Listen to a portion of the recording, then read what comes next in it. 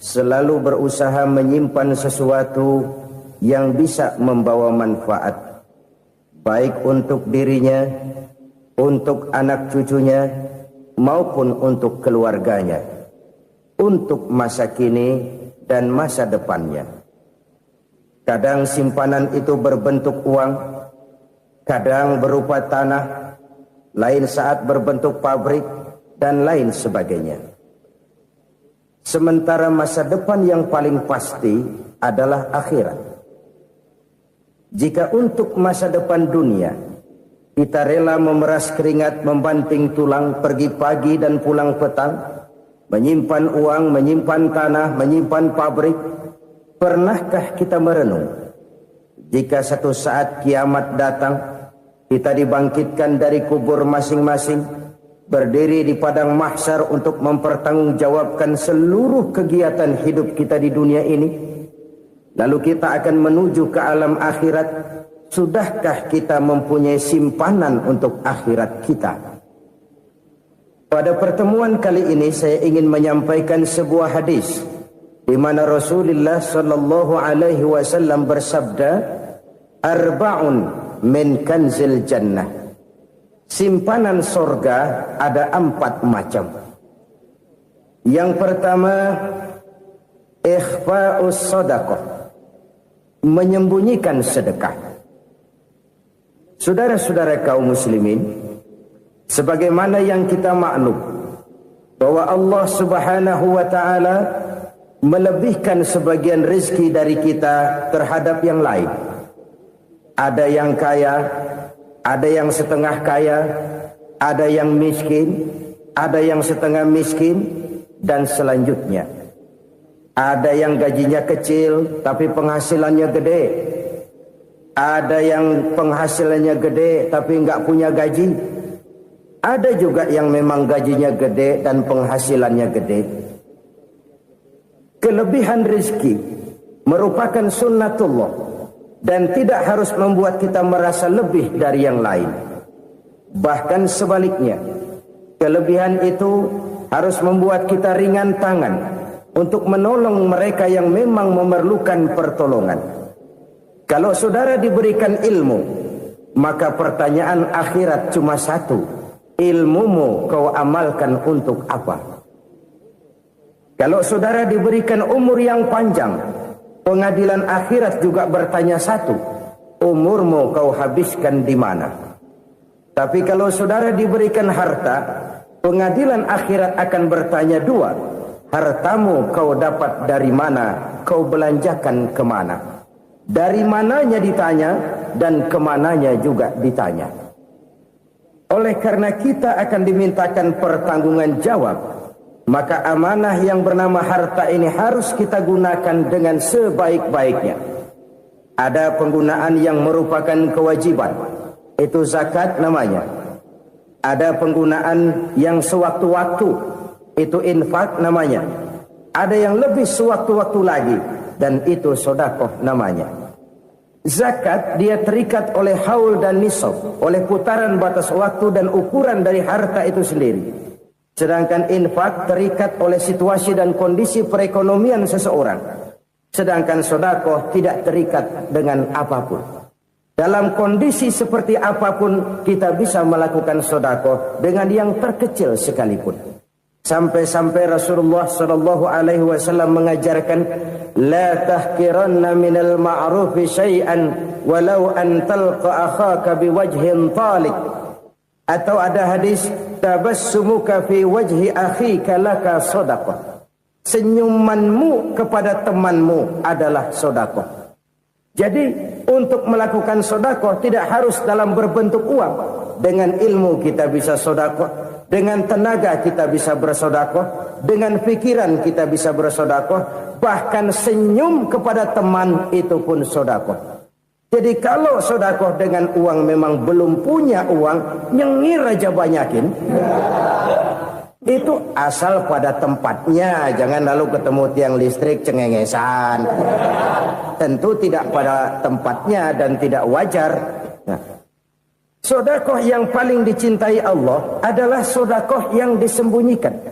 Artinya, jauh dari sifat riya. Kan kadang-kadang ada orang sedekah itu disebutkan namanya, apa tidak bagus? Kalau memang niatnya ikhlas, ya bagus-bagus saja. Untuk memberikan sugesti kepada yang lain. Si Fulan bin Fulan nyumbang sekian, diumumkan. Boleh kalau niatnya untuk memberikan rangsangan kepada yang lain supaya dia menyumbang lebih besar dari orang tadi. Tapi kalau itu mendatangkan riya, maka sedekah yang paling dicintai Allah adalah sedekah yang disembunyikan. Tangan kiri saja tidak tahu apa yang diberikan oleh tangan kanan.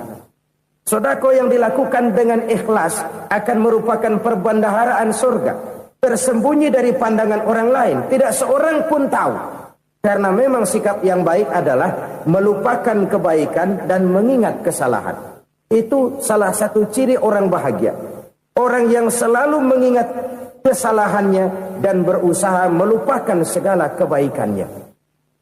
Kalau dia akan ada kebaikan, dia tidak bisa ikut, dia merasa rugi karena dia merasa belum pernah berbuat baik. Tapi kalau akan melakukan kesalahan baru, dia ingat kesalahan yang sudah-sudah, sehingga terhalang baginya untuk melakukan satu kesalahan baru. Demikianlah saudara-saudara, bahwa Allah melebihkan rizki sebagian kita dari yang lain, agar terjadi tolong-menolong dalam kehidupan ini. Jadi kesenjangan yang nature, kesenjangan yang alami, itu sunnatullah. Ada yang kaya, ada yang miskin, ada yang kelas menengah. Nah, kenapa lalu sekarang kita berusaha mengentaskan kemiskinan? Oleh karena adanya kesenjangan struktural. Kalau yang kaya bisa semakin kaya, kenapa yang miskin tidak bisa naik jadi ikut sedikit kaya? Sebab pada dasarnya Islam adalah agama yang sejak turunnya sudah berupaya memerangi kemiskinan. Bahkan dikatakan kemiskinan itu mendekatkan kepada kekufuran. Orang kalau miskin udah dekat banget sama kafir. Gampang menjadi kafir. Berapa banyak saudara-saudara kita yang oleh karena soal perut, oleh karena soal materi, terpaksa meninggalkan dan menanggalkan akidahnya. Menjual petunjuk yang diberikan Allah dengan kesenangan dunia yang cuma sebentar ini. Na'udzubillah, summa na'udzubillah. Jadi makin kita sembunyikan satu sedekah, semakin banyak perbendaharaan kita di surga. Sedekah yang paling dicintai Allah adalah sedekah yang disembunyikan. Malahan ada seorang sufi, dia punya kebiasaan kalau pergi sholat Jumat dia bawa uang, itu uang dia taruh di bawah tikar masjid. Dia niat sedekah kepada siapa saja yang nemuin itu duit. Maksudnya apa? Supaya yang nemuin nggak tahu siapa yang punya duit. Demikian dia saking ingin menyembunyikan sedekahnya. Karena sifat riya itu bisa memakan amal kita sendiri. Riya itu termasuk menyebut-nyebut kebaikan kita. Orang yang suka nepuk dada, sedikit-sedikit ngitungnya kalau nggak gua. Tuh kalau nggak gua tuh. Tuh yang belas itu kalau nggak gua. Iya kalau nggak lu kenapa emang? Orang yang suka menepuk jasad. Tuh biasanya memang begitu saudara-saudara. Kalau perang lagi berkecamuk, orang nggak sempat ngaku jadi pahlawan. Tapi begitu perang selesai, yang kagak kenal bedil ngaku pahlawan, mas. Itu sesuatu yang biasa. Oleh karenanya, orang-orang yang ikhlas dalam bersedekah, disembunyikannya sedekah itu, Allah cinta betul. Malahan ada hadis memberikan jaminan, inna sedaqatal mar'il muslimi tazidu fil umri wa tadfa'u mitatas su'i. Sesungguhnya sedekahnya seorang mukmin tazidu fil umri, bisa menambah umur panjang. Wa tadfa'u mitatas su'i, dan menyelamatkan manusia dari mati secara su'ul khatimah. Jadi siapa yang kepengen panjang umur, banyaklah sedekah. Yang bosan hidup, pelit terus. Sedekah menambah panjang umur dan menyelamatkan manusia dari mati secara su'ul khatimah. Pak, katanya umur itu nggak bisa ditambah, nggak bisa dikurangin. Kapan? Kalau ajal sudah datang. Wa idza jaa ajaluhum la yastakhiruna sa'atan wa la yastaqdimun. Kalau ajal datang tidak bisa dimajukan, tidak bisa dimundurkan. Itu kalau ajal sudah datang. Tidak bisa lagi umur ditambah dikurangi, sudah datang. Tapi kalau belum datang, itu kan haknya Allah. Mau ditambah, mau dikurangi, hak prerogatif Allah. Sebagai pencipta manusia, Allah maha kuasa dan maha mampu. Sedekah ini menambah panjang umur dan menyelamatkan manusia dari mati secara su'ul khatimah. Orang mati kan sama ya, kondisinya mati, nggak nafas. Tapi hakikat mati kan lain-lain. Ada yang mati itu husnul khatimah, baik akhirnya. Misalnya lagi ngaji mati, lagi sholat mati, lagi sedekah mati. Ini yang dinamakan dengan husnul khatimah, baik di akhirnya. Sebaliknya ada yang su'ul khatimah, jelek di akhirnya. Ini yang jadi catatan akhir. Lagi nyekek botol, mampus. Lagi banting kartu, modar. Su'ul khatimah, jelek pada akhirnya. Sedekah menyelamatkan manusia dari mati secara su'ul khatimah. Dan kita semua kepengen mendapat husnul khatimah, jauh dari su'ul khatimah. Oleh sebab itu yang bisa menyelamatkan kita dari penyakit itu antara lain adalah sedekah yang disembunyikan. Yang dikerjakan dengan ikhlas karena Allah. Tidak karena kepengen dipuji orang, tidak karena ingin dikatakan orang pemurah, sebab orang dermawan itu orang yang memberi tanpa harus diminta. Kalau masih harus diminta, ya belum dermawan namanya, masih harus diminta. Kalau nggak diminta ya tulus, lolos, polos. Saudara-saudara kaum muslimin rahimakumullah. Harta adalah amanat dan akan kita pertanggungjawabkan. Allah melebihkan rizki sebagian kita dari yang lain agar kita saling tolong menolong, bantu membantu. Nabi janjikan siapa yang meringankan beban saudaranya muslim di dunia, Allah akan meringankan bebannya di akhirat nanti. Sebuah jaminan dari baginda Nabi. Si orang yang kita bantu barangkali tidak bisa membalas, Allah yang akan membalas lewat jalan lain yang tidak pernah kita sangka-sangka. Ada orang tanya, Pak, ini ada orang nyumbang masjid sambil marah-marah, bagaimana? Saya bilang sumbangannya aja ambil, marahnya jangan. Marahnya jangan diambil, itu urusan dia. Saudara-saudara kaum muslimin rahimakumullah. Umat Islam ini kan umat yang punya potensi besar.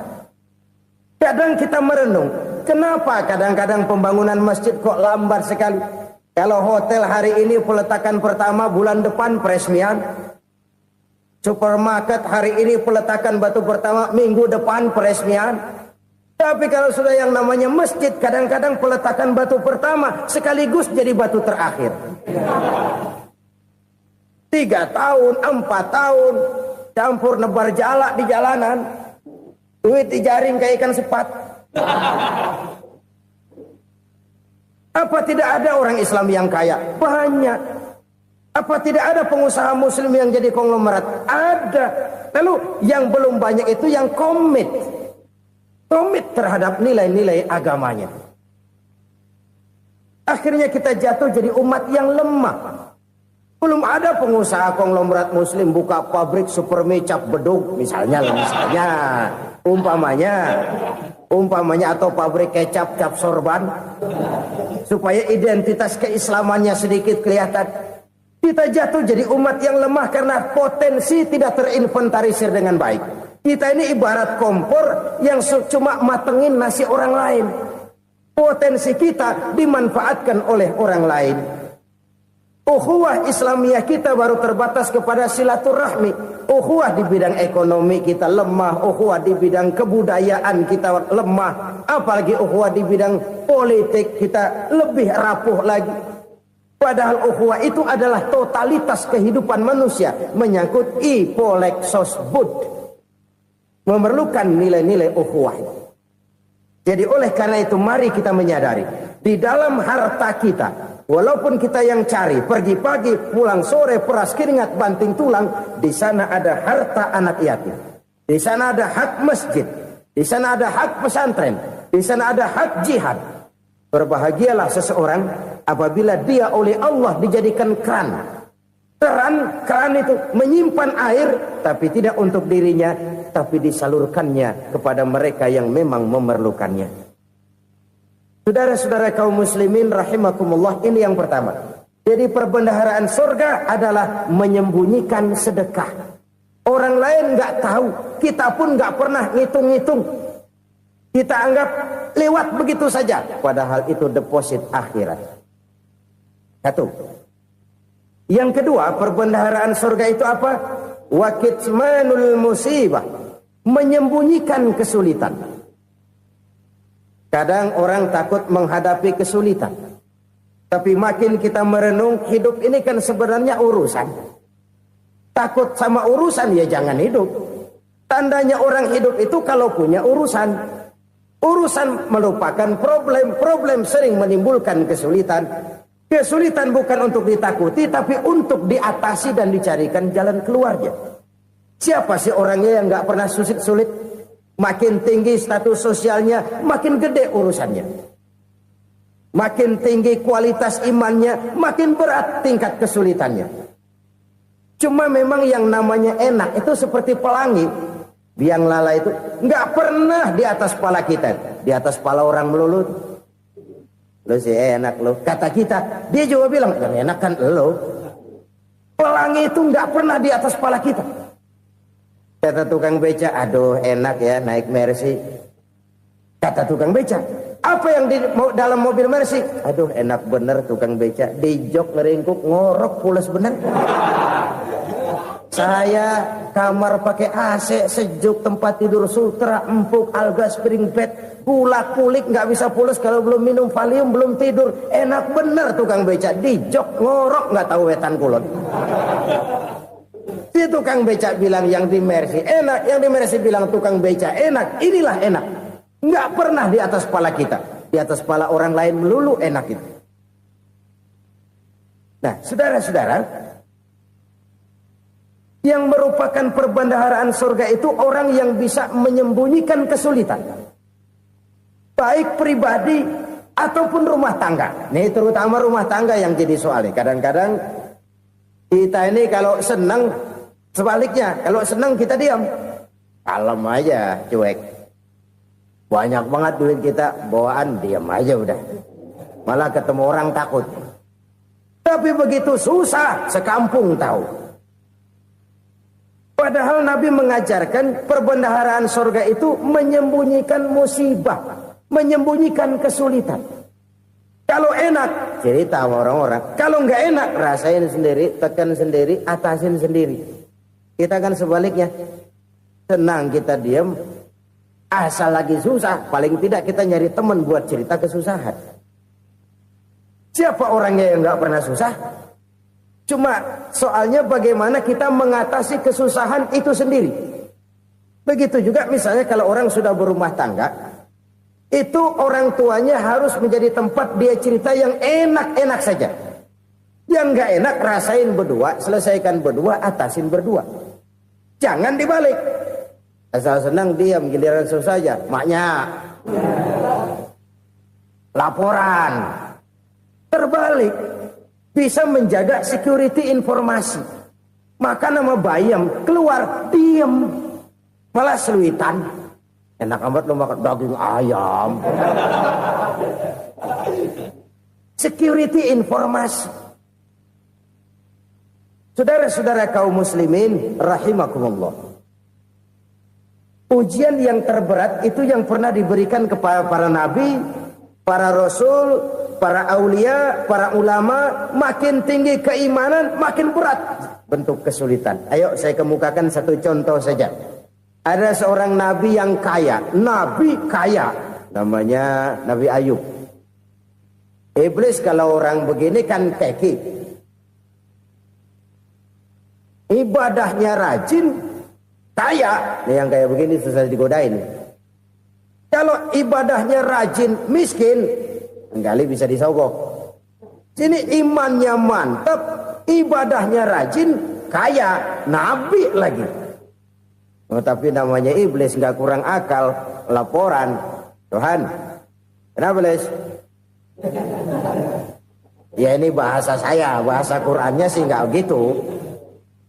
Itu hambamu yang namanya Ayub, dia rajin ibadah cuma karena dikasih kaya aja. Coba kasih miskin dia, berhenti dia sembahyang. Ah, kamu bisa aja. Saya tahu Ayub itu hambaku yang ikhlas. Saya buktiin Tuhan, silahkan. Dibuktiin lah, iblis turun ke alam ini. Yang mula-mula dia lakukan, dia rusak sawah ladang Nabi Ayub.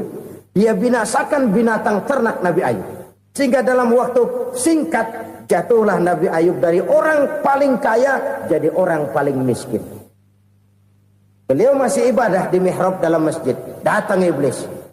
Saudara Ayub, ya, lagi ngapain? Ibadah. Nyembah Allah, nyembah Allah. Oh, percuma. Kenapa? Tuhan yang ente sembah nih, dia udah bikin miskin ente.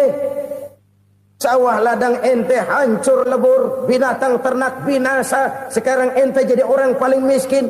Ngapain nyembah Tuhan kayak begitu? Tekor. Udah berhenti dah ibadah, berhenti ibadah. Ini iblis sama Tuhan laporannya lain, yang dikerjakan kepada Nabi Ayub juga lain. Benar begitu iblis, kata Nabi Ayub. Iya, sawah ladang saya habis, buras.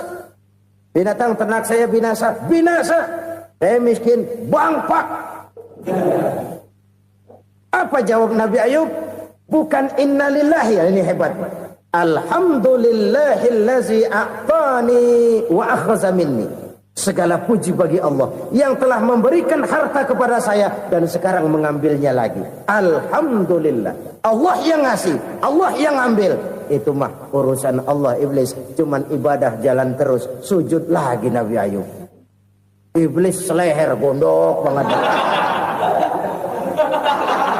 Dasar Nabi nggak mempan dia apa-apain. Miskin malah alhamdulillah. Allah yang ngasih, Allah yang ambil. Jadi kalau kita tidak komit, kita tidak terikat kepada kaya, miskin, senang, susah, apa yang bisa bikin kita susah? Jadikan kekayaan, kemiskinan, jadikan senang, susah sebagai anak buah yang bisa kita atur. Jangan kekayaan ngatur kita, jangan kemiskinan ngatur kita. Kita yang harus mengatur mereka. Senang, susah, kaya, miskin, bahagia, sengsara, jadikan itu anak buah yang bisa kita atur. Kalau sekarang kita kaya, lain saat boleh jadi kita miskin, semiskin-miskinnya. Allah yang ngasih, Allah yang ambil. Tenaga mana yang bisa menghalangi?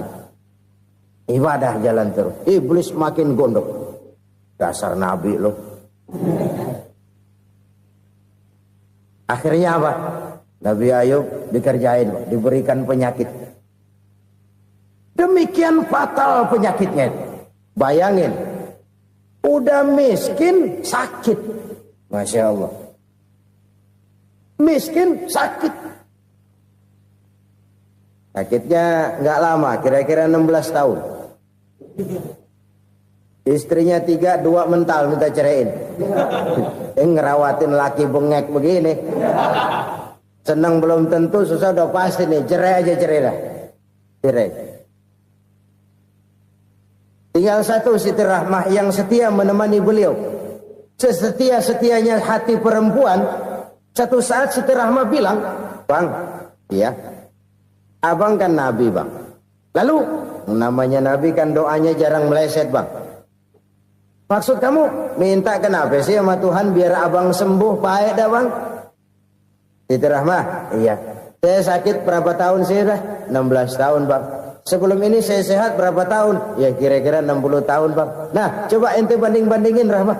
Saya dikasih sehat 60 tahun. Dikasih sakit 16 tahun. Sudah nggak sabar mau doa kepada Allah minta sembuh. Saya malu kepada Allah. Diuji dengan yang luar biasa seperti ini, tidak mengganggu stabilitas kehambaannya. Dia tetap menghamba kepada Allah Subhanahu wa ta'ala. Saudara-saudara kaum muslimin rahimakumullah. Kunci menghadapi kesulitan itu apa? Allah jelaskan dalam satu ayat, wa basyiris sabirin alladzina iza asabathum musibah qalu inna lillahi wa inna ilaihi raji'un. Gembirakan orang-orang yang sabar Siapa mereka itu? Yang apabila mendapat musibah mereka kembali kepada keyakinan dasar. Segalanya dari Allah dan segalanya akan kembali kepada Allah. Ini konsepsi dasar dari sikap muslim dalam menghadapi berbagai kesulitan. Segalanya dari Allah, segalanya akan kembali kepada Allah. Kalau ini sudah kondisi dasarnya, maka kita akan lapang menghadapi kenyataan bagaimanapun pahitnya. Apakah itu namanya miskin, apakah itu namanya sakit, bahkan maut sekalipun. Maut sekalipun. Segalanya dari Allah, segalanya akan kembali kepada Allah. Ini sikap hidup, bukan sekedar ucapan. Kita kadang-kadang menjadikannya sebagai ucapan. Mulutnya sehingga berhenti, innalillahi wa inna ilaihi rajiun, tapi nangisnya terus gerung-gerungan. Bukan itu, ini kesadaran moral. Kalau segalanya dari Allah, segalanya kembali kepada Allah, kan sebenarnya cuma nunggu giliran. Hari ini saya nyembayangin dia, entah hari apa saya disembayangin orang. Hari ini saya antar dia ke kubur, entah hari apa orang nganterin saya ke kubur.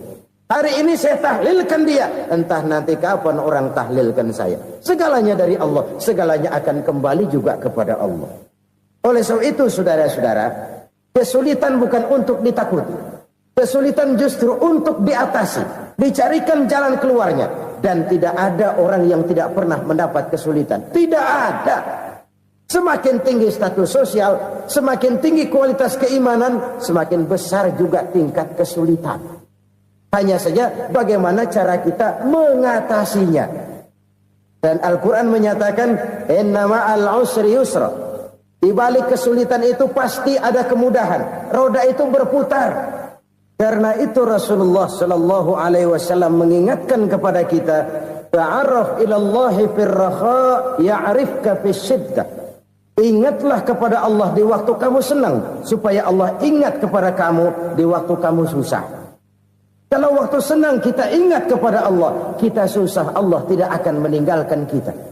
Tapi kalau waktu senang kita jauh dari Allah, sujud tidak sempat, dengan masjid jauh, ketika senang kita lupakan Allah. Nanti begitu kita susah, Allah lupakan kita. Dan itu menyakitkan. Oleh karena itu orang-orang tua kita dulu bilang, kalau lagi sehat ingat-ingat, lu bakal sakit nanti. Kalau lagi kaya ingat-ingat, satu saat kita bakal jatuh miskin.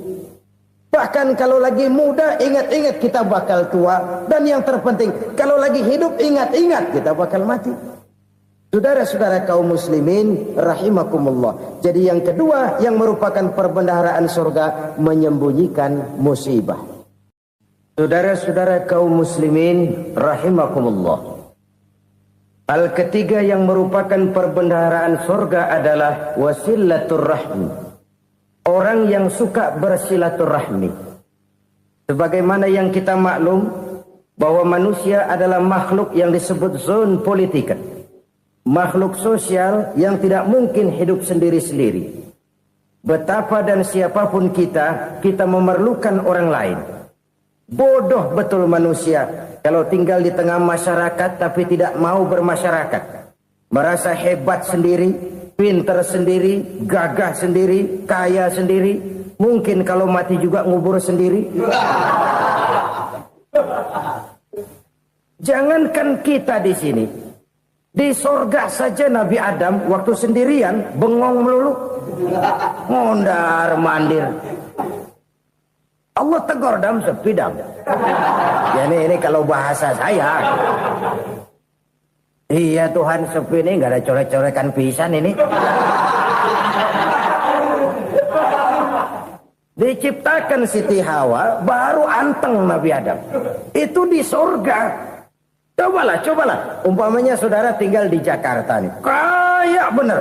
Apaan aja di Jakarta punya saudara dah. Jembatan Semanggi ambil. Monas buntel bawa pulang. Hotel-hotel ambil semua. Cuman tinggal di Jakarta sendirian, apa enaknya? Betapa dan siapapun kita perlu orang lain. Tidak ada seorang pun yang bisa memenuhi kebutuhan hidupnya secara sendiri-sendiri. Nah, Islam telah menyelamatkan manusia dari ras diskriminasi. Mengikat manusia dengan persaudaraan yang berlandaskan kepada akidah. Karena itu dianjurkan bersilaturahmi. Bahkan Nabi menyatakan, man arada ayyubsata lahu fi rizqihi wa yunsa'a fi atharihi falyasil rahimah. Siapa yang kepengen diluaskan rezekinya dan dipanjangkan usianya, banyaklah ia bersilaturahmi. Siapa yang kepengen dimudahkan rezekinya, hendaknya ia banyak bersilaturahmi. Kalau banyak teman, kesulitan kan paling tidak ada tempat cerita. Udah susah, sendirian kita pikirin diri, nggak ada tempat tukar pikiran. Cepet banget sama bengek. Dilawan sendiri. Nah, secara makro kita bisa berkata, tidak mungkin ada kemenangan kalau tidak ada kekuatan. Tidak ada kekuatan kalau tidak ada kesatuan dan persatuan.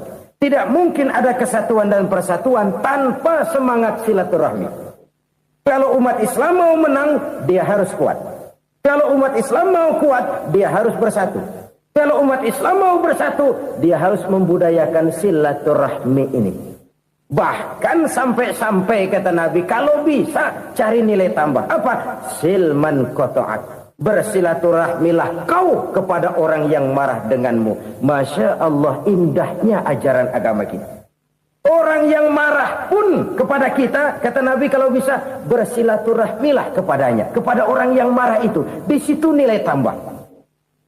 Cuman jujur nih hadis, ngucapinnya gampang, ngamalinnya yang berat banget.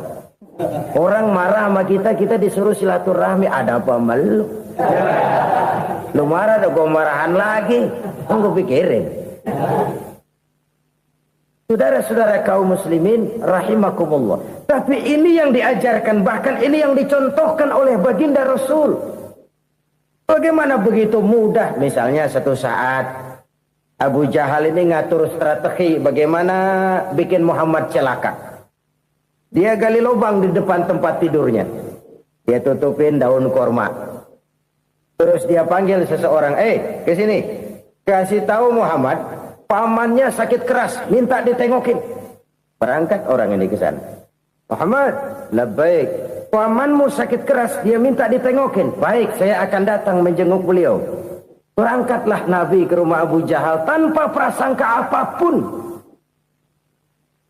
Abu Jahal udah pasang setil, selimut 3 rangkap setengah dia pakai. Persis kayak orang meriang. Tapi sembari ngintip dari balik selimut.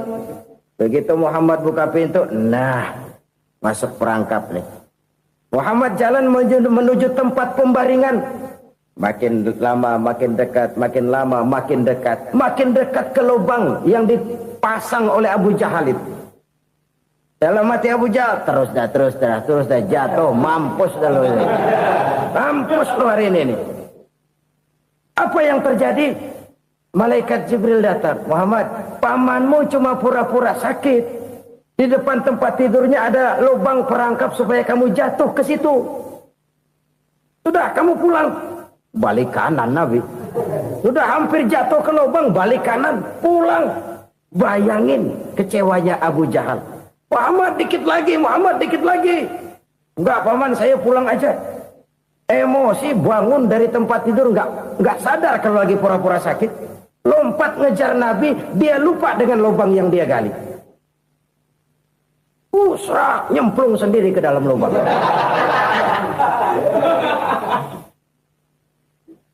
Nabi terus berlalu. Ini terjadi keanehan. Jatuh ke lubang yang dia gali itu sebenarnya nggak terlalu dalam ya, antara 3-4 meteran lah. Tolong saya jatuh ke lubang ini. Datanglah pelayan-pelayannya itu. Angkat saya dari sini. Oh, yang ngulurin tambang. Satu gulung, belum juga nyampe itu tambang.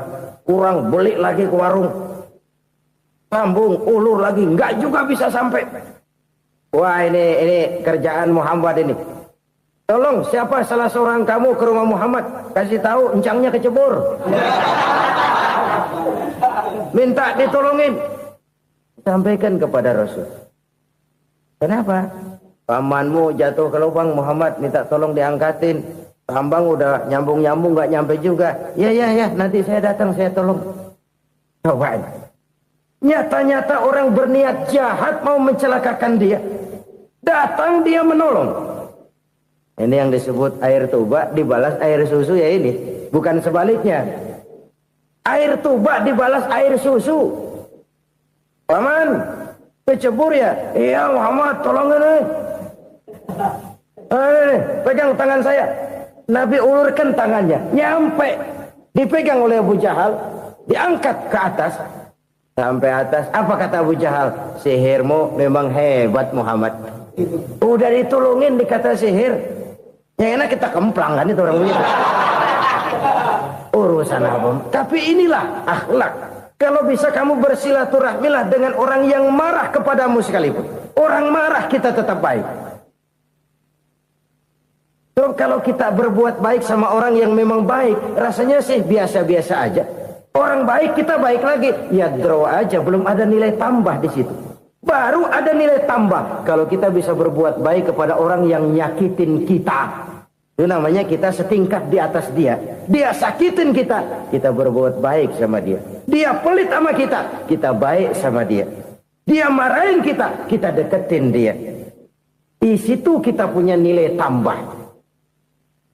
Jadi siapa yang ingin diluaskan rezekinya kata Nabi dan dipanjangkan umurnya, hendaklah ia banyak-banyak bersilaturahmi. Sederhana sebenarnya silaturahmi. Tapi silaturahmi membangkitkan semangat kesatuan dan persatuan. Kesatuan dan persatuan melahirkan kekuatan. Dalam matematika, 1 ditambah 1 pasti 2. Tapi di tengah masyarakat, 1 orang takut ditambah 1 orang takut, hasilnya jadi 2 orang setengah berani. Kenapa setengah berani? Karena udah berdua. Tadi pan takut sendirian. Kalau dia kumpul turu-turu takutlah jadi berani. Kita yang lemah, kita yang tidak berdaya, kita yang miskin, kalau mau kompak bersatu, apa yang nggak bisa kita kerjain? Apalagi tinggal di kota besar, pilihan cuma 2, bertahan atau minggir.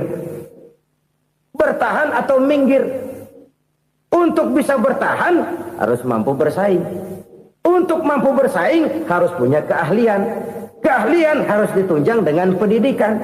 Ditambah oleh kekompakan sebagai umat. Udah miskin mencar mulu, orang injak kita. Orang nggak pandang urusan apa malu. Oleh karena itu silaturahmi pada hakikatnya merupakan roh dari ukhuwah yang diajarkan oleh agama kita. Bagaimana Islam menyelamatkan masyarakat manusia dari ras diskriminasi, mengikat manusia, dan tidak ada persaudaraan yang lebih indah selain persaudaraan yang diikat dengan nilai-nilai akidah. Sepanjang orang di jalan Allah, itulah saudara kita. Keluar dia dari jalan Allah, selesailah persaudaraan sampai di situ. Karena itu, kalau ingin menyimpan sesuatu di surga, banyaklah bersilaturahmi. Datang ke rumah ini, datang ke rumah itu, dan lain sebagainya.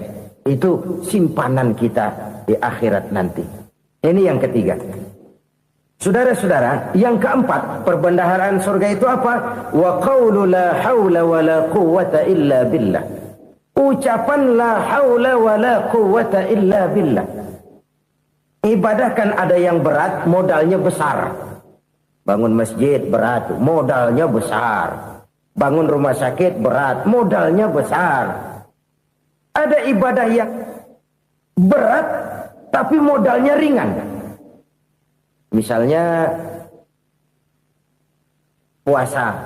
Puasa itu berat, mengendalikan nafsu. Kalau sekedar nggak makan nggak minum sih enteng, mengendalikan nafsu itu jihad terbesar. Tapi kan modalnya ringan, cuma niat saja. Ini ibadah berat, modalnya ringan. Ada ibadah yang ringan, modalnya juga enteng. Seperti termasuk ucapan la haula wa la quwwata illa billah. Tanpa sadar, la haula wa la quwwata illa billah. Nyelengin tuh di surga. Nyelengin, kita nggak terasa. Nyelengin simpenan akhirat. La haula wa la quwwata illa billah. Nyimpan lagi. Kaget. La haula wa la quwwata illa billah. Nyimpan lagi. Banyak simpanan. Walaupun sebenarnya yang dimaksud di sini adalah kesadaran batin. Bahwa tidak ada daya dan kekuatan kecuali Allah. Itu intinya. Kita memulai pekerjaan disunahkan baca bismillah. Kan begitu. Apa itu? Kesadaran moral. Bahwa ini saya bisa kerjakan. Saya kerjakan ini dengan menyebut nama Allah. Kenapa? Kalau Allah tidak memberikan daya dan kekuatan, mana mampu saya kerjakan ini. Maka saya kerjakan ini dengan menyebut nama Allah. Bismillah. Kesadaran moral. Manusia hanya wajib berusaha, tapi nggak pernah wajib berhasil. Banyak hal-hal yang kalau kita renungkan secara rasio nggak mungkin, tapi jadi kenyataan. La haula wala quwata illa billah. Tidak ada daya dan kekuatan kecuali bagi Allah semata-mata. Kesadaran moral akan kelemahan dan keterbatasan makhluk bernama manusia. Kadang kita kagum dengan otak, tapi kita sering lupa sama yang bikin otak. Padahal bagaimanapun hebatnya otak, yang bikin otak pasti lebih hebat dari otak. Nggak percaya, silahkan otak-otakan. Inilah kecenderungan. Kita kagum dengan pesawat-pesawat mutakhir, bukan main, besi gede banget terbang itu. Alangkah hebatnya. Lalu apa yang bikin otak tidak lebih hebat dari itu semua? Kita puji laut. Apa yang bikin laut tidak lebih hebat dari laut itu? La haula wa la quwata illa billah. Tidak ada daya dan kekuatan kecuali Allah. Apa yang bisa kita lakukan? Kalau tidak karena daya dan kemampuan yang diberikan oleh Allah kepada kita. Lahirlah sikap tawadu, rendah hati. Tidak melonjak menjadi angkuh dan sombong. Sadar akan kelemahan dan keterbatasan diri. Sebagai makhluk yang diciptakan oleh Allah Subhanahu wa ta'ala. Jadi satu sisi ini ucapan yang berpahala, la haula, jadi wiridan. Pada sisi lain ini kesadaran moral, sikap mental, kesadaran batin. Bahwa yang punya daya dan kekuatan itu cuma Allah. Kita nggak pantas untuk sombong. Sebab sombong itu pakaiannya Allah. Kita nggak sedang pakai pakaian Allah, kegedean. Dan makin kita renungi, makin terbentur. Apa sih yang bisa kita sombongin? Kita mau sombong apa? Kaya? Pintar? Itu kan semua relatif. Di atas langit masih ada langit lagi. Jadi oleh karenanya, marilah kita menyadari. Manusia hanya wajib berusaha, tapi tidak pernah wajib berhasil. Yang berusaha saja tidak wajib berhasil, apalagi yang tidak berusaha. Islam bukan agama orang pemalas yang selesai sholat lalu endelohom, enggelenggem ayem-ayem. Tapi Islam bukan agama orang sombong yang setelah berusaha lalu tidak memerlukan Allah. Kita bisa saja bikin proyeksi, tahun sekian kita bakal panen besar menurut perhitungan otak. Tapi ada kejadian lain. Apa? Tikus ngambek. Habis itu dimakanin tikus, panen gagal. Proyeksi rasional gagal oleh tikus-tikus yang ngambek itu. Bisa saja terjadi. Tahun depan kita panen besar, urung. Kenapa? Musim panas panjang. Dan sekarang ini koran-koran bikin berita musim mengalami penyelewengan. Bukan cuma manusia yang nyeleweng sekarang. Musim pakai nyeleweng. Mestinya kan musim hujan udah selesai. Masih hujan-hujan juga. Musim. Nah sekarang kita boleh bikin proyeksi. Kita bakal panen besar. Tahu-tahu musim panas panjang. Sawah retak, air kering. Cari teknokrat yang paling botak. Suruh pendekin tuh musim panas. La haula wa la quwata illa billah. Inilah kesadaran moral. Saudara, saya teringat satu saat ada seorang konglomerat. Umurnya ya kira-kira 70-an. Satu saat dia ditanya oleh wartawan, "Pak, umur Bapak berapa sih?" "Ya paling 10 tahun." 10 tahun? 10 tahun? Anak Bapak berapa orang? Satu saja? Satu. Harta Bapak berapa?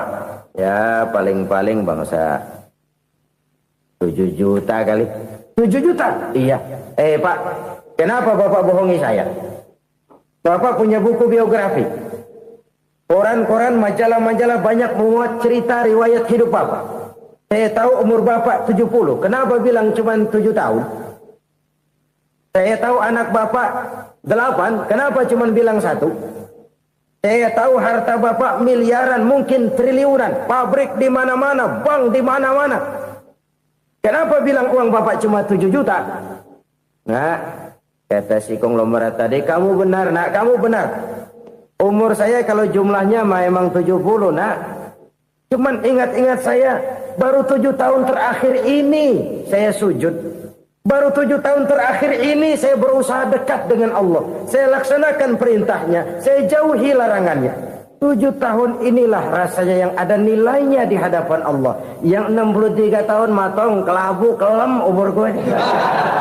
Habis untuk maksiat, untuk munkarat. Maka ketika ditanya tadi, umur saya 7 tahun itu. Oh begitu Pak. Oh iya. Lalu anak Pak. Anak bapak kan 8. Kenapa bilang cuma 1? Nah, kalau jumlah hitungannya memang anak saya 8. Tapi dari 8 orang ini rasanya cuma 1 nih. Yang bakal jadi buah hati, belahan jantung. Pelanjut cerita, penerus sejarah. Bakal jadi anak soleh yang akan mendoakan saya. Cuma 1 rasanya anak saya ini yang bakal jadi buah hati saya. Besar-besaran saya. Yang akan mendoakan di kubur saya. Yang akan mendoakan di akhirat saya. Yang 7 orang mana, Masya Allah, yang atu tenggeng, yang atu nyekek botol mulu, yang atu nggak karu-karuan. Makanya saya bilang 1 anak saya yang akan bisa mendoakan saya. Oh begitu Pak. Iya. Nah harta Pak, harta bapak kan triliunan, pabrik bapak di mana-mana, uang bapak hampir di tiap bank-bank besar. Kenapa bilang cuma 7 juta? Betul kau nak. Harta saya kalau jumlahnya memang miliaran, triliunan mungkin. Tapi yang saya ingat baru 7 juta tuh yang saya belanjakan di jalan Allah. Saya nyumbang masjid, saya santuni yatim piatu, saya bantu pembangunan pesantren, saya bantu pembangunan rumah sakit Islam. Itu yang akan saya bawa pulang ke akhirat, yang 7 juta itu. Yang triliunan itu nanti akan diperebutkan oleh anak-anak saya sebagai waris saya. Jadi harta saya 7 juta itu yang bakal nemenin saya di akhirat. Yang akan saya bawa pulang jadi teman saya. Saudara-saudara kaum muslimin, jangan-jangan orang tua itu adalah kita-kita ini. Jangan-jangan kita-kita ini adalah orang tua itu. Jangan-jangan itu potret dari diri kita masing-masing. Dari sekian umur yang diberikan Allah, berapa tahun yang ada nilainya di hadapan Allah? Dari sekian anak-anak yang merupakan amanah, berapa yang akan mendoakan kita sebagai orang tuanya menjadi anak soleh? Dari sekian banyak harta yang diberikan Allah, berapa yang akan kita bawa pulang menghadapnya nanti, yang kita belanjakan di jalan Allah? Ini sebuah potret kehidupan. Karena itu kita kembali kepada la haula wa la quwwata illa billah. Kita wajib berusaha, kita wajib berikhtiar. Selebihnya, segala daya dan kekuatan hanya milik Allah saja semata-mata. Satu kesadaran batin dari setiap pribadi muslim. Setelah ia berusaha dan berikhtiar, ia menyerahkannya kepada Allah Subhanahu wa ta'ala. Jadi, satu sisi ini merupakan wiridan ucapan yang mengandung pahala. Pada sisi lain, ini merupakan sikap batin dari seorang muslim di dalam ia menghadapi realitas kehidupan ini. Saudara-saudara kaum muslimin, rahimakumullah. Kalau ini kita jadikan satu basis kehidupan, maka ini akan menyelamatkan manusia dari kemungkinan tergelincir menjadi orang yang lupa diri dan lupa darat. Sebab itu Imamul Ghazali berpesan, jadidis safinah fa innal bahra amiq wa khuziz zad fa inna safara ba'id wa khaffifil hamla fa innal hamla sadid. Perbarui selalu kapalmu karena lautan sangat dalam. Bawa bekal yang banyak karena perjalanan ini sangat jauh. Ringankan beban karena kebanyakan beban akan menyakitkan. Alangkah indah kalimat ini, alangkah dalam makna yang terkandung di sana. Perbarui selalu kapalmu karena lautan sangat dalam. Apa artinya ini? Jaga mentalmu baik-baik. Pelihara imanmu baik-baik karena hidup penuh cobaan seperti lautan. Kita kalau berlayar di lautan kan kadang-kadang tenang, angin bertiup sepoi-sepoi basah. Jika malam datang bintang gemintang bertabur menghias cakrawala. Rembulan memantulkan sinarnya dengan indah. Dalam keadaan begitu berlayar enak. Tapi lain saat ombak menggunung, halilintar menyambar, angin topan bertiup. Berapa banyak sudah saudara-saudara kita yang tenggelam di lautan dunia tanpa sadar bahwa dia belum sampai kepada pantai yang akan dituju. Berapa banyak sudah saudara-saudara kita yang tenggelam di lautan dunia ini tanpa sempat bangkit lagi. Dia menyangka sudah sampai kepada tujuannya. Hati-hati kapal jangan sampai bocor karena lautan sangat dalam. Iman ini jaga baik-baik karena hidup penuh dengan ujian. Wa khuzizat fa inna safar ba'id. Bawa bekal yang banyak karena perjalanan sangat jauh. Saudara mau ke Bandung, bawa duit. Saudara mau ke Surabaya, banyakan lagi duitnya. Saudara mau ke Mekah, gepokan, iketan tuh duit nggak lembaran lagi. Makin jauh perjalanan, makin banyak bekal yang harus kita bawa. Kalau saudara dari Jakarta mau ke Surabaya, kagak bawa duit berangkat juga, itu sih bukan berani namanya, nekat. Sampai Surabaya belum tentu, sengsara di jalan udah pasti. Kenapa? Nggak bawa bekal berangkat.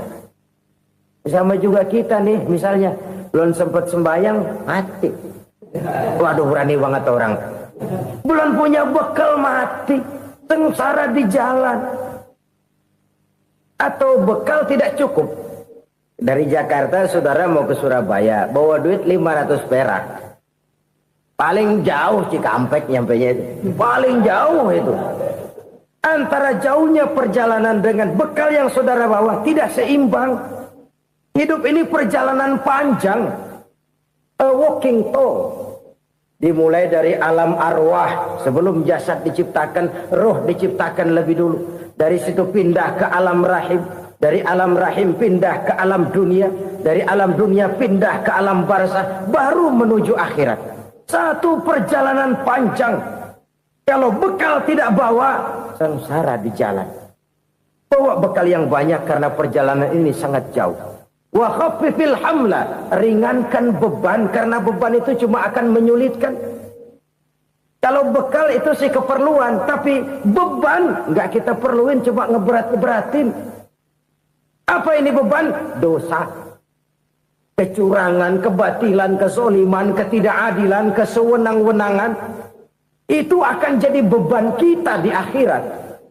Alangkah celakanya, perjalanan panjang, bekal tidak bawa, beban kelewat banyak, alamat sengsara di jalan.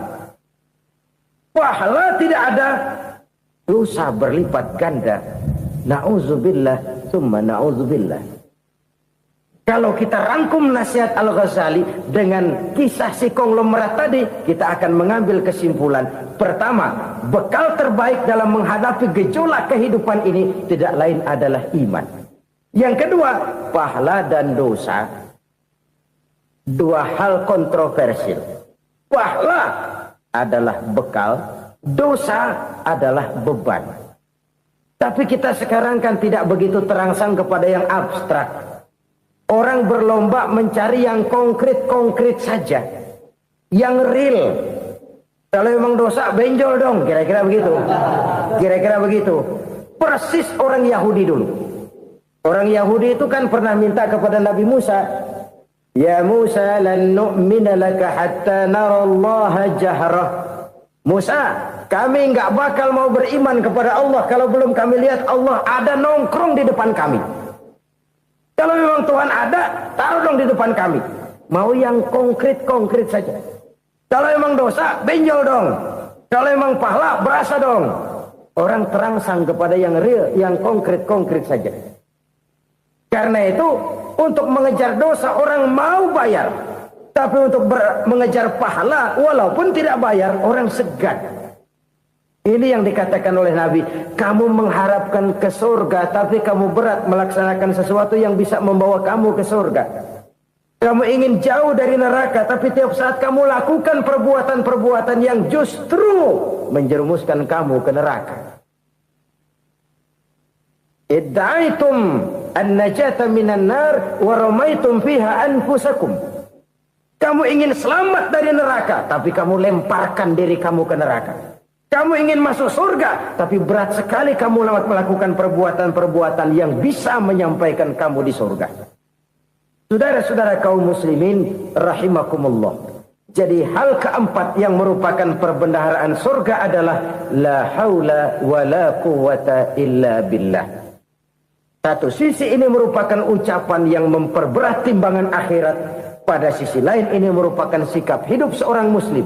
Kesadaran batin yang sangat dalam bahwa tidak ada daya dan kekuatan kecuali Allah. Dan itu kita simbolkan pada saat memulai pekerjaan dengan Bismillah. Dengan menyebut nama Allah. Satu kesadaran moral. Saya hanya bisa melakukan ini karena diberikan daya dan kekuatan oleh Allah. Lahirlah sikap tawadu, rendah hati, tidak melonjak menjadi angkuh dan sombong. Saudara-saudara, sampai sini dulu jumpa kita kali ini. Semoga 4 perbendaharaan surga ini dapat kita lakukan, yang kelak akan merupakan bekal kita di kemudian hari nanti. Amin ya rabbal alamin. Bapak-bapak, ibu-ibu, saudara-saudara kaum muslimin rahimakumullah. Di dalam kehidupan kita sebagai seorang muslim, minimal 5 kali dalam sehari semalam kita mendengar seruan untuk mendirikan solat yang disebut azan. Ada kalimat menarik di dalam kalimat azan itu, yakni seruan hayya 'alal falah, marilah menuju kepada keberuntungan, marilah meraih kemenangan. Seruan ini adalah kecenderungan dari setiap manusia, apapun warna kulitnya. Artinya, setiap orang dalam hidup selalu ingin meraih dan mencari kemenangan. Kemenangan akan melahirkan kepuasan batin, dan kepuasan batin memberikan kebahagiaan. Sedangkan kekalahan melahirkan penderitaan batin, dan penderitaan batin menjerumuskan seseorang di dalam berbagai bentuk kerugian. Jikalau inilah seruan azan, maka masalahnya ialah apa yang menyebabkan kita meraih kemenangan. Al-Quranul Karim memberikan tuntunan dan ajaran kepada kita bahwa orang-orang yang memperoleh kemenangan itu tidak lain adalah orang-orang yang bertakwa. Hanyalah mereka yang bertakwa kepada Allah Subhanahu wa ta'ala pada akhirnya akan tampil sebagai pemenang. Lalu siapa orang yang bertakwa itu? Dijelaskan dalam awal-awal Al-Baqarah, orang yang bertakwa yang akan meraih kemenangan. Pertama, allazina yu'minuna bil ghaib, yaitu orang-orang yang beriman kepada yang gaib. Percaya bahwa ada alam yang gaib, alam yang abstrak, alam yang tidak bisa dijangkau oleh salah satu daripada panca indera kita. Mereka percaya dan beriman kepada adanya malaikat, beriman kepada adanya iblis dan jin, beriman kepada adanya alam kubur, beriman kepada adanya alam mahsyar, beriman kepada adanya alam akhirat, beriman kepada adanya surga dan neraka. Beriman bukan cuma sekedar beriman dalam ucapan bibir saja, tetapi beriman yang nilai iman itu mampu mewarnai gerak dan gaya hidupnya. Iman yang meresap sampai ke tulang sumsum, kemudian memberikan dampak positif di dalam kehidupan manusia. Alam, kita tahu, adalah sesuatu yang selain Allah, dan Allah bukanlah alam. Apapun namanya selain daripada Allah, itu adalah alam. Alam pada hakikatnya terbagi menjadi 2. Ada alam syahadah, alam nyata, alam konkret, alam yang bisa dijangkau oleh salah satu indera kita. Kemudian ada alam ghaib, alam yang tidak bisa dijangkau oleh panca indera kita, alam metafisika, alam abstrak, alam yang wajib kita imani keberadaannya. Kita percaya bahwa malaikat itu ada, Kita percaya kepada jin, bahwa jin itu ada. Kita percaya kepada adanya iblis dan setan. Bukan percaya kepada iblis dan setannya, percaya bahwa iblis dan setan itu ada. Itu termasuk salah satu daripada sifat orang yang bertakwa kepada Allah. Saudara-saudara kaum muslimin rahimakumullah, kecenderungan pembangunan yang lebih bersifat materialistis biasanya menggeser aspek kehidupan rohani. Orang berpikir empiri, dan dalam pola pikir yang demikian maka alam gaib tidak lagi mendapat perhatian. Aspek kehidupan yang bersifat rohaniah malah mulai ditinggalkan. Akibatnya terjadilah kepincangan di dalam kehidupan kita. Pernah ada satu pengalaman pribadi dalam perjalanan kembali ke tanah air. Dalam pesawat di sebelah kanan saya duduklah seorang Jerman, namanya Heiner Simonsen. Iseng saya ajak kenalan, saya ajak ngobrol, saya tanya dia. Saya bilang, Mas Heiner ini, kalau pesawat yang kita tumpangi ini jatuh ke bawah, kira-kira apa yang bakal terjadi, Mas? Dia bilang, kita semua akan mati. Begitu? Iya. Oke. Apa itu mati? Tanya saya. Dia bilang, untuk tahu apa itu mati, kita harus tahu lebih dahulu apa itu hidup. Saya pikir nih bule bisa ngomong juga. Baiklah kata saya. Apa hidup menurut Anda itu? Oh, hidup itu dia bilang, kalau seluruh anggota badan kita bekerja secara normal, paru-paru memompa darah secara normal, jantung berdetak secara normal, sel-sel tubuh bekerja secara fit, dan organisme tubuh hanya mau bekerja secara normal, dia bilang, kalau kita memberi makan yang cukup, menu yang teratur, dan gizi yang lengkap. Saya bilang, kesimpulannya apa, Ner? Dia jawab, hidup adalah dari tangan ke mulut. Life is from the hand to the mouth, kata dia. Hidup adalah dari tangan ke mulut.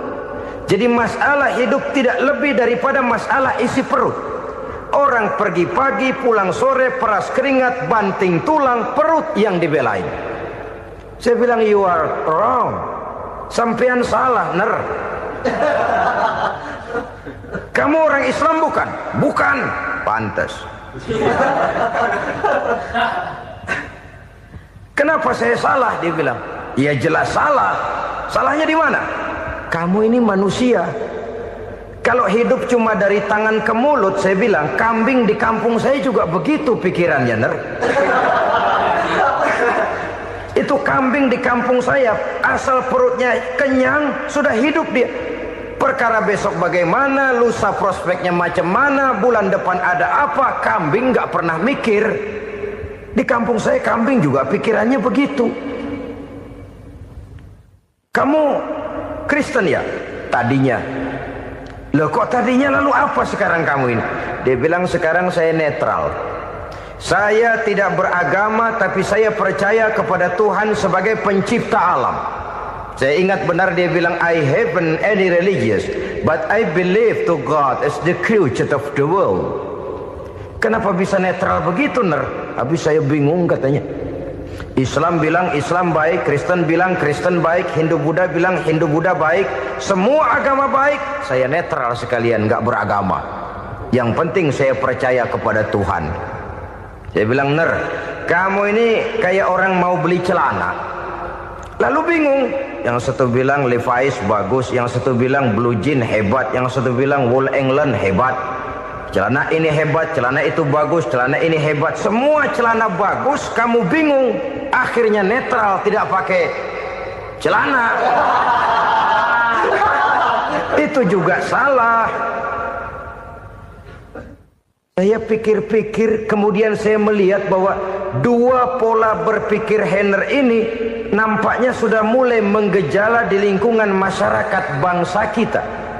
Disadari atau tidak, secara jujur kita harus berkata, dua pola pemikiran Heiner ini mulai berkembang di tengah masyarakat bangsa kita. Pertama, pola pikir materialisme. Hidup adalah dari tangan ke mulut. Masalah hidup tidak lebih masalah isi perut. Itu yang perlu dibela, dan disitulah arti kehidupan. Pergi pagi, pulang sore, peras keringat, banting tulang untuk mempertahankan perut. Kalau sudah kemari cara orang berpikir, maka buat apa percaya kepada yang gaib? Untuk apa sholat? Untuk apa puasa? Untuk apa zakat? Untuk apa menghadiri majelis taklim? Tanpa kepercayaan kepada yang gaib, hidup berjalan menurut alur empiris dan materialis. Kalau sudah ke sana cara orang berpikir, biasanya orang lalu cenderung menghalalkan segala cara. Hanyalah orang yang percaya bahwa akhirat ada. Hanyalah orang yang percaya bahwa alam kubur itu ada. Hanyalah orang yang percaya bahwa malaikat itu ada. Hidupnya akan lebih terarah dan terkendali. Karena kepercayaan kepada yang gaib, yang merupakan fase daripada kehidupan setelah hidup yang sekarang ini, mewarnai gerak pribadi seseorang di dalam dia melakukan kegiatan hidupnya.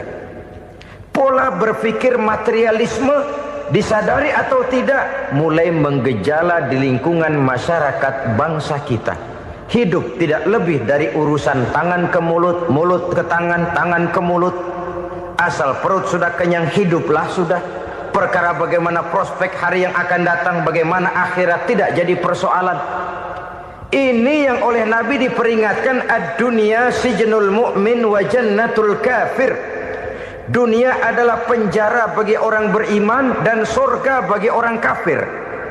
Dulu di zaman Belanda hadis ini pernah disalah tafsirkan, disalah artikan, digunakan sebagai senjata untuk mengkebiri dan membuat impoten umat Islam.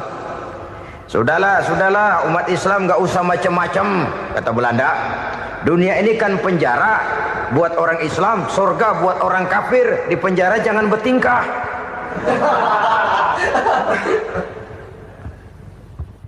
Pengertiannya tidak begitu.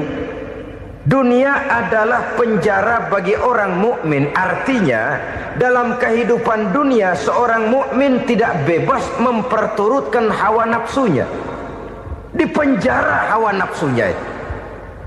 Sebaliknya, surga bagi orang-orang kafir. Buat orang kafir, surgalah dunia ini.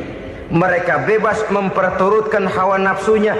Dilarang tidak terlarang, dicegah pun tidak tercegah. Mereka hidup menurut alur bisikan nafsu mereka sendiri. Kemudian bila ajal datang, maut merenggut nyawa, selesailah surganya sampai di situ. Maka bagi orang-orang yang tidak percaya kepada adanya akhirat, kepada adanya alam gaib, surganya sebatas umurnya. Sekali lagi, surganya sebatas umurnya.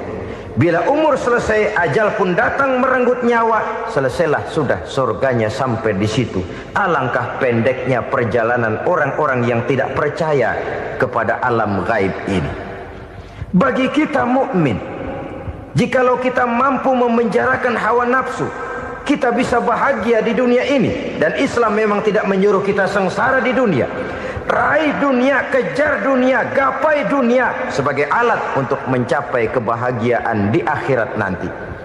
Hidup adalah satu perjalanan panjang yang terbentang sejak kita terlahir dari alam rahim sampai kepada alam akhirat nanti.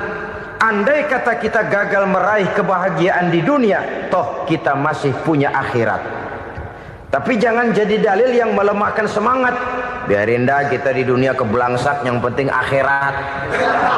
Akhirnya dunia benar-benar kebelangsak. Bagaimana dunia ini bisa kita raih, dan bagaimana meraih dunia untuk menunjang kepentingan akhirat nanti.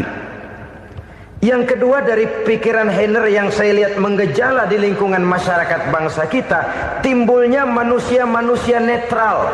Seolah-olah Tuhan yes, agama no. Sama Tuhan percaya, agama ogah. Tuhan ngangguk, giliran agama godeng. Padahal hampir dalam setiap ayat dalam Quran, kata-kata amanu biasanya bergandeng dengan wa amilus shalihat. iman dan amal soleh. Ini sebagai isyarat Tuhan dan agama jangan pernah dipisah-pisah. Apabila kita bertuhan, maka kita harus beragama. Apabila kita beragama, maka agama itu harus bersumberkan dari Tuhan yang kita imani itu. Tidak mungkin kita pisah, Tuhan yes, agama no. Sama Tuhan percaya tapi agama bikin sendiri. Sembayangnya cukup bengong 2 jam madep ngulon.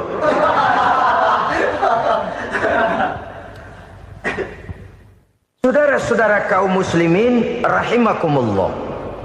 Jadi dengan demikian, agama yang kita akui merupakan unsur mutlak di dalam pembangunan sekarang ini, merupakan bagian dari kehidupan yang menuntun kita bahwa di balik alam nyata ini, di balik alam syahadah ini ada alam gaib. Dan mudabbir, murabbi, yang mengatur, yang menguasai, yang memelihara baik dia alam nyata, baik dia alam gaib, tidak lain adalah Allah Subhanahu wa ta'ala. Di sana ada satu super power, satu maha kekuatan yang kita perlu bersandar kepadanya. Sebagai makhluk nyata yang hidup di alam nyata, berbuatlah secara nyata sebagaimana harusnya kita berbuat. Karena Islam jelas bukan agamanya orang pemalas. Islam jelas bukan agamanya orang yang mengajarkan setelah selesai sholat boleh duduk, nggelenggem ayam-ayam, ndelohom, menghitung bintang di langit sambil menunggu keajaiban. Tidak. Islam adalah agama yang mengajarkan apabila sholat sudah selesai kamu kerjakan, bertebaranlah di permukaan bumi, cari karunia Tuhanmu. Jangan hidup berpangku tangan menunggu keajaiban. Karena hidup bukan undian. Jangan berharap untung besar tanpa mau peras keringat. Tapi di sebalik itu toh kita juga harus yakin bahwa di sisi usaha nyata yang kita lakukan ada satu super power, satu maha kekuatan gaib yang menentukan berhasil dan tidaknya usaha kita. Kepercayaan kepada hal semacam inilah yang mendorong kita untuk mempunyai sandaran vertikal, agar jikalau usaha ini berhasil, kita tidak lupa diri dan lupa daratan. Jikalau usaha ini gagal, kita tidak putus asa dan buruk sangka, tidak cupik pandangan dan sempit hati, tapi mampu melihat persoalan dengan kacamata putih sambil husnuzon kepada Allah Subhanahu wa ta'ala. Kita percaya malaikat itu ada. Ada yang namanya raqib dan atid, mengawasi gerak hidup kita sampai kepada gerak hati kita. Ini memberikan sugesti agar kita berhati-hati. Tidak sejengkal tanah pun kita bisa berlindung dari pengawasan raqib dan atid. Ada munkar nakir yang akan menyoal kita di alam kubur. Ada malaikat Malik, penjaga neraka. Ada malaikat Ridwan yang menjaga surga. Kita percaya kepada adanya jin, kita percaya kepada adanya setan, iblis. Percaya kepada adanya, bukan mempercayai si setan, si iblis lalu menjadikannya sebagai teman. Tidak. Percaya bahwa mereka itu ada dan merupakan makhluk Allah yang gaib, yang diciptakan Allah Azza wa Jalla.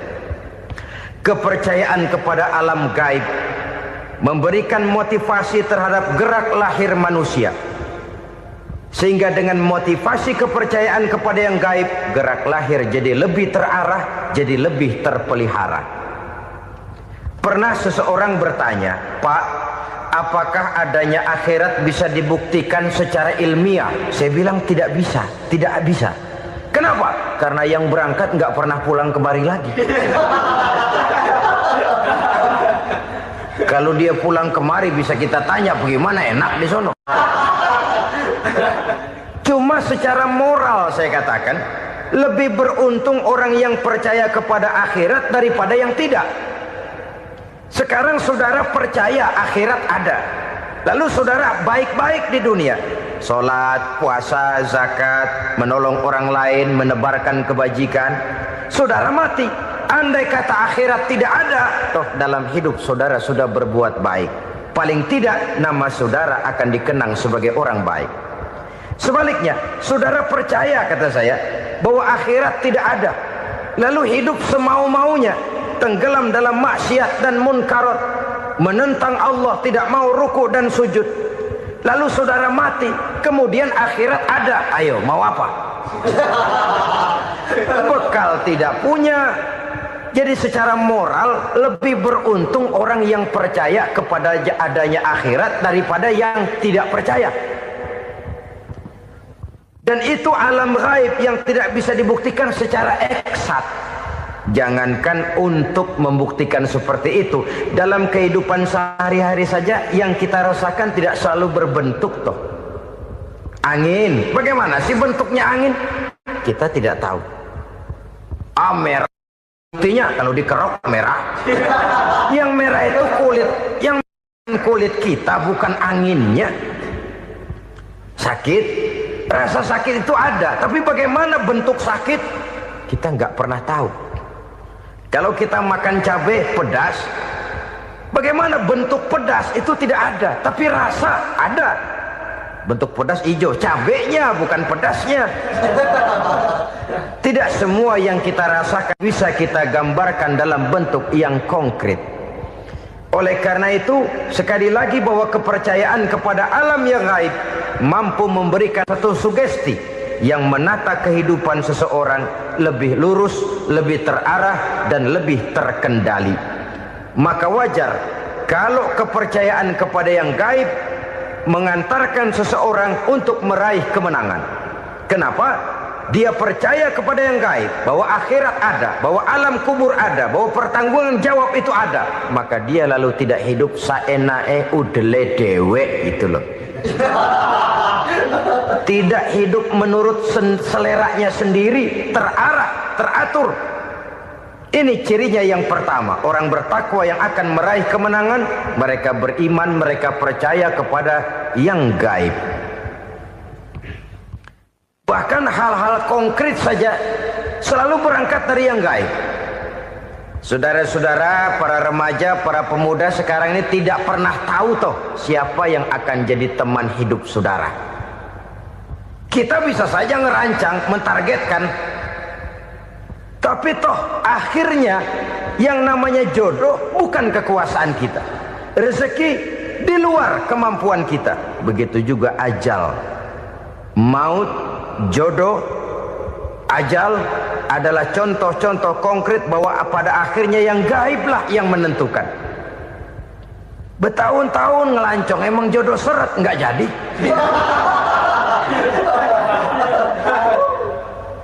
Begitu kenal baru setengah malam nginep ditangkap hansip kan.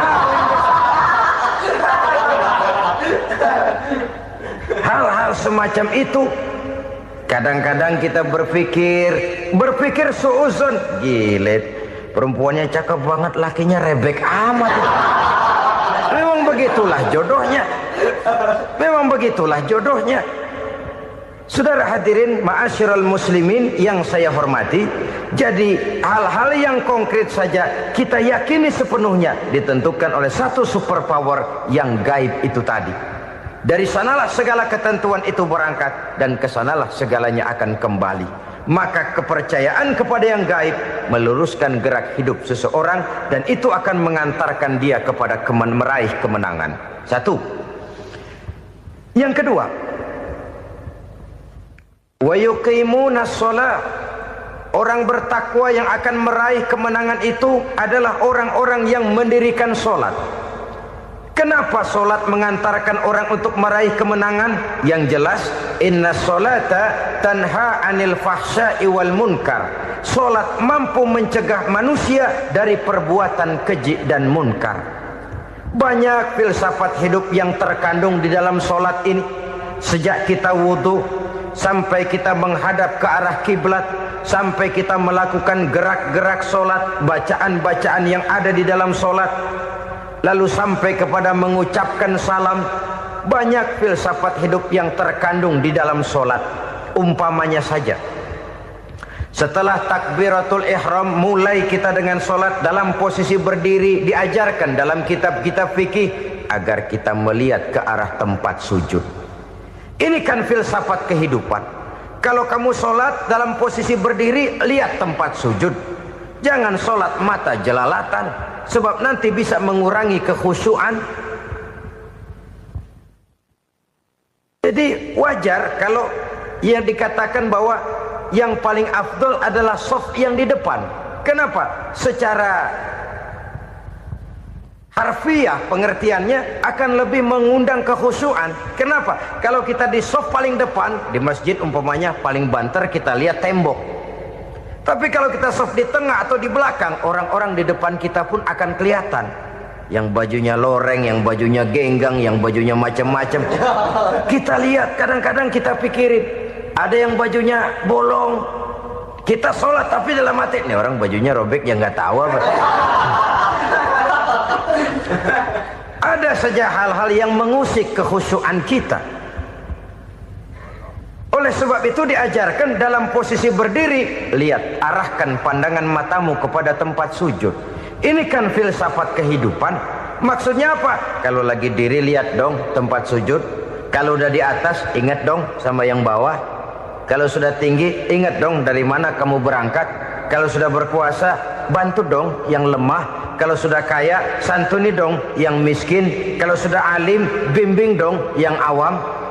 Ini filsafat kehidupan. Dalam posisi berdiri kau lihat tempat sujud. Ini akan melahirkan kepekaan sosial di mana seseorang mau tahu kepada orang lainnya.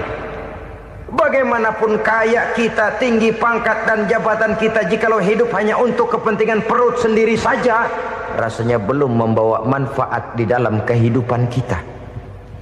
Tapi efek yang tertinggi sesungguhnya, sholat mencegah manusia dari perbuatan keji dan munkar. Perbuatan keji dan munkar, walaupun kelihatannya mendatangkan uang, membawa keuntungan, tapi itu keuntungan semu, keuntungan sementara. Dengan menipu orang lain kita bisa dapat untung, tapi tidak membawa berkah. Dan itu adalah kerugian besar dalam kehidupan kita. Maka untuk meraih kemenangan harus dimulai dengan membentuk kepribadian yang tegar, memiliki sandaran vertikal yang langsung kepada Allah Subhanahu wa ta'ala. Dan itu hanya bisa kita tempuh melalui jalur ibadah formal yang sudah ditentukan Allah, yakni sholat yang 5 waktu. Untuk memperkuat itu ada sholat-sholat sunnah, rawatib, nawafil sebagai terminal-terminal kontrol cadangan untuk memelihara stabilitas temperatur batin di dalam kita berhubungan dengan zat yang maha gaib, yaitu Allah Subhanahu wa ta'ala. Orang sering bertanya, Pak, itu tetangga saya nggak sholat, duitnya nggak habis-habis, Pak. Nggak sholat tapi mobilnya tambah terus. Nggak sholat tapi usahanya makin maju. Tapi di sisi lain ada orang yang rajin sholat, rezekinya butak bener. Anaknya mana kurus, mana korengan. Saudara hadirin ma'asyiral muslimin rahimakumullah. Harus saya katakan bahwa sholat memang bukan untuk cari duit. Sholat adalah sandaran vertikal kita kepada Allah. Sedangkan soal rezeki itu berkaitan dengan sifat Allah maha pengasih dan maha penyayang. Allah maha pengasih, siapapun dikasih kalau mau usaha. Allah maha penyayang, tidak semua orang disayang oleh Allah Azza wa Jalla. Dan belum tentu banyak harta itu merupakan nikmat. Mungkin juga istidraj. Artinya istidraj itu dikasih tapi diambulin, kalau bahasa Betawinya itu. Dikasih tapi diambulin, itu bukan merupakan nikmat sesungguhnya, lebih merupakan azab dari Allah Subhanahu wa ta'ala.